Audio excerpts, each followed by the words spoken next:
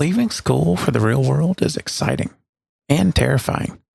Your first job is a crash course in responsibility, relationships, and growth. Today, we're breaking down how to survive, thrive, and stand out from day one. Welcome to Managing a Career, the podcast that helps you navigate the path to professional success. I'm your host, Lane Robinson. Each episode, we explore the ins and outs of taking charge of your career, from developing skills you need to succeed to building a network that can help you advance, and everything in between.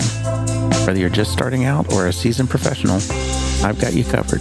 So sit back, relax, and get ready to take control of your career with Managing a Career. Many of the topics I cover on this podcast are geared towards people who are further along in their careers, those aiming for that next big promotion or managing teams. But this week, I want to shift the spotlight to those of you who are just starting out. Maybe you're still in college and gearing up for an internship, or maybe you've recently graduated and are about to dive into your first real job. If that's you, this episode is especially for you. And for those of you who have been in the workforce for a while, don't skip ahead. I've got a message for you at the end that I think will hit home. Leaving school and stepping into the workforce is one of the biggest turning points in your life. The classroom gave you theories and frameworks, but the workplace is where those ideas get tested. Suddenly, it's not just about what you know, it's about your habits, your adaptability, and your resilience. This is where you start to connect the dots between education and execution, between who you think you are and how you actually show up when the pressure is on. So in this episode, let's break down what to expect, the highs, the lows, the lessons, and most importantly, how to make the most of this critical first chapter in your career. Let's start with the good stuff, those highs you can expect when you step into the workforce. One of the biggest highs is exposure to real work. Unlike assignments in school, the work you do now has tangible consequences. What you produce could directly influence a client deliverable, shape a manager's decision, or determine the success of an entire project. That kind of responsibility is both exciting and validating. It tells you, I matter here. Another high is the opportunity for mentorship. You're suddenly surrounded by professionals with years, sometimes even decades of experience. These aren't just abstract role models in a textbook. They're real people who can guide you, challenge you, and even open doors for you down the road. Sometimes a single conversation with a mentor during an internship or your early career can teach you more than an entire semester in the classroom.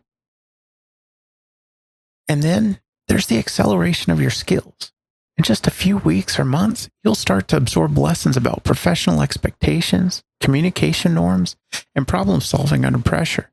You'll see firsthand what it takes to deliver under deadlines, adapt to shifting priorities, and contribute to a team's success. That rapid growth builds confidence, and before long, you'll notice you're not just keeping up, you're standing out from your peers. But let's be real, it won't all be smooth sailing. Every job comes with its share of lows. At times, you'll find yourself doing repetitive or menial tasks. Maybe you're filing documents, taking notes in meetings, or entering data into a system. It might not feel glamorous, but it's not pointless. These small tasks are often the building blocks of bigger outcomes, and they give you a front row seat to how organizations actually function. You may also run into imposter syndrome. Surrounded by people who seem more polished, more confident, or more experienced, it's easy to wonder, do I really belong here? The truth is, even the professionals who seem like they've got it all figured out once felt exactly the same. Everyone starts somewhere, and doubt is a normal part of that growth. And then there's feedback, the kind that stings. At some point, you'll make a mistake or deliver something that isn't up to standard. Someone may critique your work more directly than you're used to. And in the moment, it can feel personal. But here's the shift. Feedback is rarely about you as a person. It's about raising the quality of your output. The sooner you learn to absorb constructive criticism and act on it, the faster you'll grow. In fact, feedback is one of the most valuable career accelerators you'll ever encounter. Not every job will be perfect, but every job has something to teach you if you pay attention. Notice which aspects of your work excite you and which feels like pure drudgery. Sometimes it's the company's mission that resonates with your values, making even the most mundane tasks feel meaningful within the bigger picture. Other times, it's the people, the team you work with, and the personal growth they enable that keeps you motivated.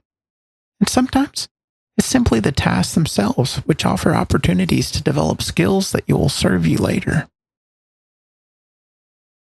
And if you can't find any of these sparks, it might be a signal to consider your next move. But don't leave blindly.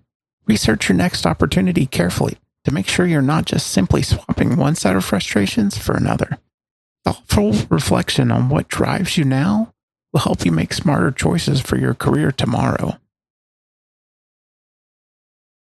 The jump from school to corporate life is one of the biggest adjustments you'll make. In school, deadlines were often flexible. Turn something in late, and maybe you lost a few points. But life went on. In the corporate world, deadlines are commitments. Your credibility hinges on whether you deliver on time, and consistently meeting deadlines quickly sets you apart as reliable and trustworthy. Feedback works differently too. In school, it came in the form of grades. You submitted an assignment, got a score, and moved on. In the workplace, feedback is constant, and it shapes how others perceive your growth. How you respond, whether you embrace it, adapt, and improve, or resist it, will have a direct impact on your career trajectory.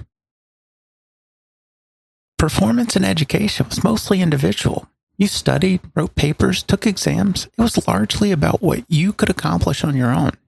In corporate life, collaboration is often more important than solo effort. Success is measured not just by your personal output, but how effectively you work with and through others to achieve results. This transition can feel jarring at first, but if you reframe it, you'll see the workplace is just another classroom, one with higher stakes, but also far greater rewards. Now, let's flip the perspective. If you've been in the corporate world for a while, maybe even managing newcomers, this part is for you.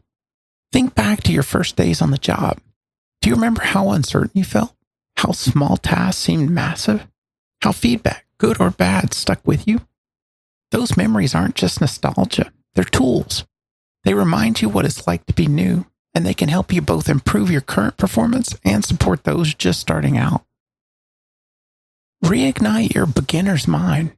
Early in your career, everything felt like a learning opportunity. Somewhere along the way, we stop asking why and just accept the way things are. Channeling that same curiosity can sharpen your edge and help you innovate in your current role. Check your assumptions. Recent graduates often ask questions that might seem basic, but those questions can uncover inefficiencies or outdated habits we've stopped questioning. Instead of dismissing them, see what you can learn. And perhaps, most importantly, pay it forward. Be approachable, generous with your feedback, and clear about expectations. A few minutes of explanation can save them hours of uncertainty, and your guidance can be transformative. Clarity is everything. Feedback is critical. Give it often, give it kindly, and give it constructively. Inclusion builds confidence too. Invite them to meetings, ask their perspective, and treat their presence as meaningful. These small gestures can completely change the way they see themselves as professionals. Helping newcomers succeed doesn't just benefit them, it benefits you too. The way you teach, guide, and support reflects your leadership skills, and leadership is one of the strongest signals of promotion readiness. Starting your career or mentoring someone who is comes with highs, lows, and plenty of lessons along the way. By paying attention, embracing feedback, and investing in relationships, you set yourself up for growth that goes far beyond your first job. And if you've been in the workplace for a while, taking the time to guide newcomers not only strengthens your team, it sharpens your leadership skills and positions you for your next promotion. If you found this episode helpful, share with a friend, colleague, or mentee who's just starting their journey. Let's spread the insight so more people can navigate the transition from school to work with confidence and clarity. And of course, make sure to subscribe so you never miss another strategy to help you manage your career. Taking control of your career is entirely up to you. No one else will do it for you. So don't be afraid to take the actions that will help you reach your professional goals. I hope this episode has provided you with valuable insights and advice. If you want to stay up to date with the podcast, be sure to subscribe in your podcast player of choice and visit managingacareer.com to submit show topics and link to our community. For Managing a Career, this has been your host, Lane Robinson. And remember, own your career and navigate the path to professional success.